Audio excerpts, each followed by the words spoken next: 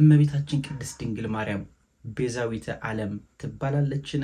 ዛሬ የቤተክርስቲያኒቱ የሚዲያ ክፍሎች ይህንን መረጃ አሰራጭተዋል። ይህም ለበርካቶች ሰበር ዜና ሆኗል።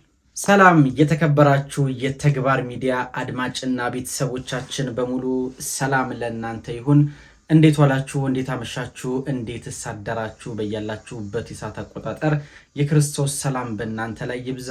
ክርስቶስ ተንሥአ እሙታን በዐቢይ ኃይሉ ስልጣን አሰረ ለሰይጣን አግዓዞ ለአዳም ሰላም እምይእዜሰ ኮነ ፍስሐ ወሰላም። እንዴት ናችሁልኝ ቤተሰቦቼ? እሺ ዛሬ እንግዲህ በአዲስ ሰበር ዜና ነው ወደ እናንተ የመጣ ነው። የኢትዮጵያ ኦርቶዶክስ ተዋሕዶ ቤተክርስቲያን ቋሚ ሲኖዶስ አስቸኳይ ስብሰባ ማድረጉ ተነግሯል። በብፁዕ አቡነ ገብርኤል መልእክት ዙሪያ ነው። በተለይ ቅድስት ድንግል ማርያም በተመለከተ አስተላለፉት በተባለው መልእክት ዙሪያ ቅዱስ ሲኖዶሳችን በቋሚ ሲኖዶሱ በኩል ምን ውሳኔ ይዞ ሊመጣ ይሆን? ብፁዕ አቡነ ገብርኤልን ሊያወግዛቸው ይሆን ወይስ ምንድነው? ዛሬ ሰፋ ያለ መረጃ ይዤ ወደ እናንተ መጥቻለሁ። እመቤታችን ቅድስት ድንግል ማርያም ቤዛዊተ ዓለም ትባላለችን? ቤዛስ ትባላለችን? ሊቃውንት ከያቅጣጫው ምላሽ እየሰጡ ነው።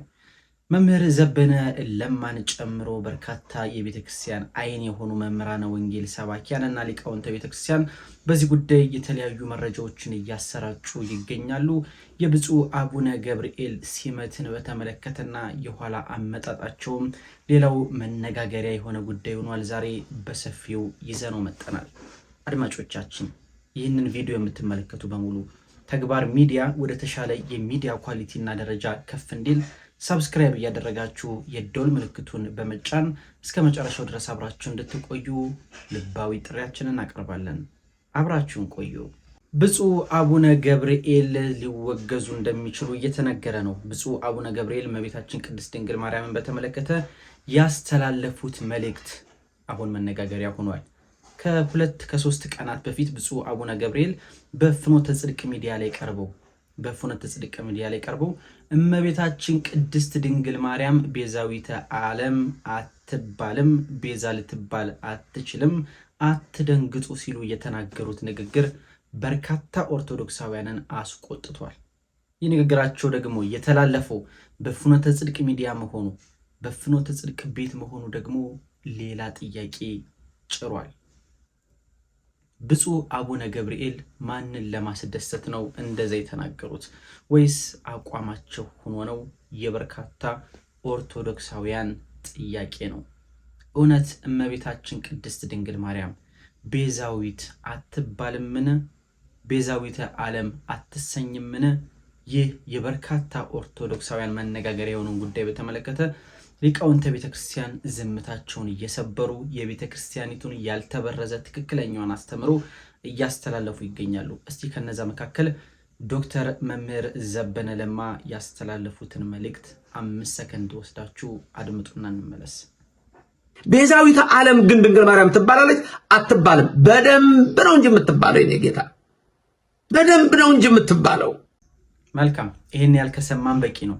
መምህር ዶክተር ዘበነ ለማ እንዳስተላለፉት ከሆነ እመቤታችን ቅድስት ድንግል ማርያም ቤዛዊተ ዓለም ትባላለች በማለት ነው አስረግጠው የተናገሩት።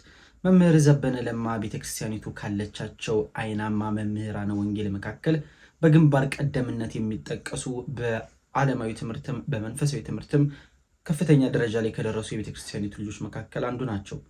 ታዲያ ብፁዕ አቡነ ገብርኤል ያስተላለፉትን መልእክት ተከትሎ ሌሎች ሊቃውንተ ቤተክርስቲያን ምላሽ እየሰጡ ይገኛሉ። በርካታ መምህራን እመቤታችን ቅድስት ድንግል ማርያም ቤዛዊተ ዓለም ትባላለች፣ ቤዛ ትባላለች በማለት ነገር ግን ቤዛነቷ ከክርስቶስ ቤዛነት ጋር የተለየ እንደሆነ ይናገራሉ። ይህንን በተመለከተ እንግዲህ መምህር ዶክተር ዘበነ ለማ ይህንን ብለዋል።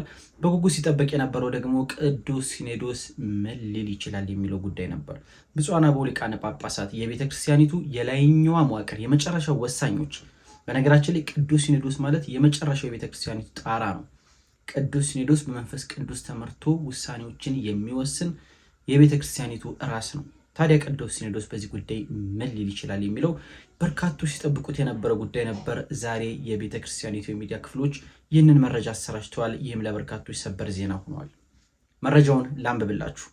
ቋሚ ሲኖዶሱ ብፁዕ አቡነ ገብርኤል ቅድስት ድንግል ማርያምን በማስመልከት ባስተላለፉት መልእክት ዙሪያ ተወያየ በማለት ነው የኢትዮጵያ ኦርቶዶክስ ተዋሕዶ ቤተክርስቲያን የህዝብ ግንኙነት የሚዲያ ክፍል የገለጸው።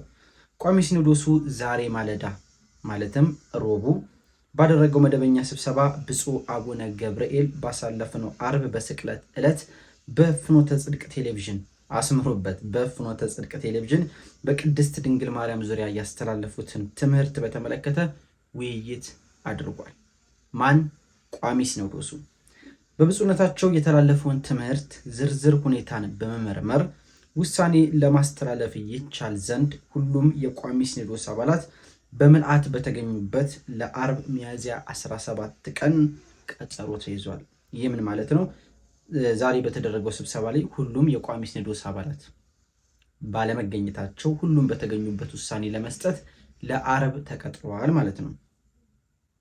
እንግዲህ አድማጭ ቤተሰቦቻችን በተያዘ ዜና የሮም ካቶሊክ ቤተክርስቲያን መሪ በሆኑት በብፁዕ ቅዱስ ፖፕ ፍራንሲስ ሥርዓተ ቀብር ላይ ብፁዕ አቡነ ዲዮናስዮስ እና ብፁዕ አቡነ ሕርያቆስ ቤተክርስቲያናችንን በመወከል እንዲገኙ ተወስኗል የሚል ይህ እንኳን ከዚህ ጉዳይ ጋር የተገናኘ አይደለም።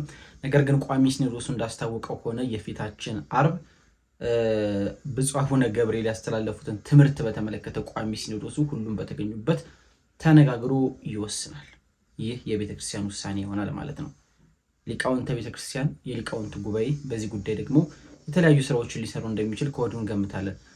በጣም የሚገርማችሁ ነገር በርካቶችን ጥያቄ ውስጥ የከተተው ጉዳይ ደግሞ የብፁዕ አቡነ ገብርኤል አሿሿም ጉዳይ ነው። ብፁዕ አቡነ ገብርኤል ወደ ቅድስት ቤተክርስቲያን የጵጵስና ማዕረግ የመጡት ወይም ወደ ቅዱስ ሲኖዶስ የተቀላቀሉት በኮታ የጵጵስና መሙያ መሰረት ይሄ የኦሮሞ ጳጳሳት አንሰዋል በተባለበት ጊዜ በኃይልና በጉልበት ተነስተው የነበሩ ሰዎች እንዳሉ ይታወቃል። ቤተክርስቲያናችን የዛሬ 2 ዓመት ገደማ ጥቁር ለብሳ በርካታ ኦርቶዶክሳውያንን ገብራ እንደነበር አይዘነጋም። ለዚህ ደግሞ ሻሸመኔ ምስክራችን ናት። በጣም በርካታ ኦርቶዶክሳውያን አንገታቸውን ለሰይፍና ለጥይት የሰጡበት ጊዜ ነበር። ከዛ ሁሉ መከራ በኋላ የኦሮሞ ሊቃነ ጳጳሳት አንሰዋል በሚል ከተሾሙት ውስጥ ብፁዕ አቡነ ገብርኤል ይገኙበታል። አንዳንድ ኦርቶዶክሳውያን እያነሱ ያሉት ቅሬታ ምንድን ነው? ሲጀምርም አመጣጣቸውና ያሿሿሙ መንገድ ትክክለኛ ባለመሆኑ ቤተክርስቲያናችን ለዚህ ፈተና ተዳርጋለች የሚል ጥያቄዎችን፣ ቅሬታዎችን እያቀረቡ ይገኛሉ። እሱ የአባቶቻችን ስራ በመሆኑ እኛ እንደ ተግባር ሚዲያ አዘጋጅ ምንም የምንለው ነገር አይኖርም ማለት ነው። አድማጮቻችን፣ ቤተሰቦቻችን ለአሁኑ የነበረው ሰበር መረጃ ይህንን ይመስላል። ተግባር ሚዲያ በየዕለቱ ጉዳዩን እየተከታተለ ወደ እናንተ ማድረሱን ይቀጥላል። እናንተ ግን ይህ ቪዲዮ ለመላው ዓለም ተደራሽ እንዲሆን ሰብስክራይብ ማድረግና ቪዲዮን ማሰራጨት እንዳትዘነጉ እንዳትረሱ እንላለን። ሰላም ሁኑ።